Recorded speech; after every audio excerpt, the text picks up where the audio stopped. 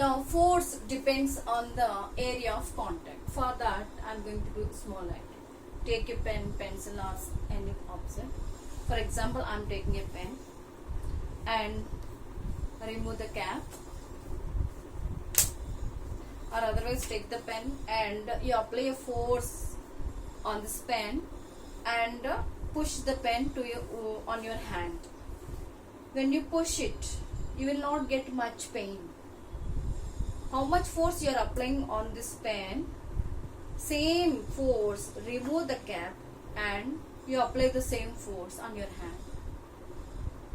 Will you get pain or not? Obviously you will get pain. Why? When there was a cap, or otherwise if you take the back side of the pen and press it, you will not get much pain. But reverse it, if you take the point side, then when you apply a force on your hand, then you will get the pain. Why there is a difference? And if you take a knife, you can cut the vegetables at the sharp end only. The another end, by using that you cannot cut the vegetables or fruits. Why? In this example, when you apply a force, when you are pushing by this pen with on your hand, what happening here? The area of contact, the pen is touching to your hand. When it is touching, you find out the area of this pen. So here area of contact is more. When the area of contact is more, then you can bear that pain, means you will not get much pain. But when you reverse it, here the area of contact is very less. If the area of contact is less, then force applied by an object is more. So from this activity, force depends on the area of contact. If the area of contact is more, force is less. If the area of contact is less, force is more. So that area, that here you see, when a force acting perpendicular on unit area of a surface is known as pressure. When you are applying a force, means you are applying a pressure. So the pressure acting on the hand is more. So the pressure and the area of contact, these two are inversely proportional.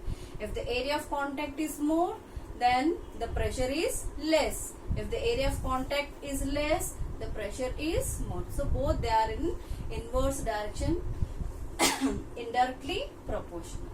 Now coming to what is pressure. Pressure is nothing but the force acting perpendicularly on unit area of a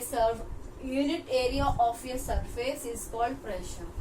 You are taking this pen and you are applying perpendicularly to that surface. To this surface you are applying perpendicularly.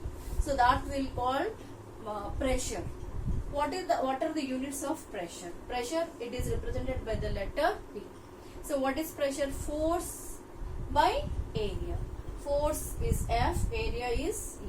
So P is equals to F by E. Already you know about the unit of force, that is Newton. And what is the unit of area? In SI system we will take it as meter square. So unit of pressure is in SI system is equals to Newton by meter square. Newton by meter square. What is the unit of force? Newton. And what is the unit of pressure? Newton by meter square. And one more example I am going to explain based on this same activity. You take two trays. Same equal length and depth, height of these two trays also same. And you fill these two trays with soft sand or lime powder. And next you take two bricks. Same size of the bricks you take. In these two trays, you fill the same amount of sand powder or lime powder. You fill it in this both the trays. Then take two bricks. One you place it perpendicular or vertical direction. One brick you place it like horizontal direction. in that 2 trays, and just leave a few seconds or minute. Then you observe which brick went deep into that tray. Which brick went deep into that sand or the limestone, lime powder? The brick which is perpendicular, or the brick which is vertical direction, this brick went deep into this powder, lime powder or sand in that tray. The brick which is in the horizontal direction, that brick did not go much deeper than compared to this. Why? Here the area of contact is more.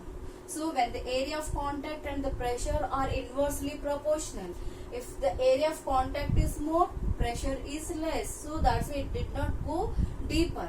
Now coming to this, area of contact is less, that's why it goes deep into that tray. So from this activities, we came to know that the force, it depends on the area of contact. The force, it depends on the area of contact. Students, we have completed chapter 1, lesson 4. Now, just I will recollect all the points which are related to the lesson 1. Otherwise, the summary of the lesson. What is force? Force is a push or pull of an object is known as force. There are 2 types of forces: contact force and field force. Again, contact force 4 types and field force 3 types. Coming to force, has magnitude and it has direction also. What is net force? The algebraic sum of all the forces acting on your body is known as net force, and it is denoted by the letter capital F, net. When a force applied on an object, there is a change in the motion of an object. Whether it depends on the direction of the motion applied or force. Next, when you apply a force on an object, there is a change in the shape of an object also. The last one is the force and the area of contact both are inversely proportional. If the area of contact is more, force is less. If the area of contact is less, force is more.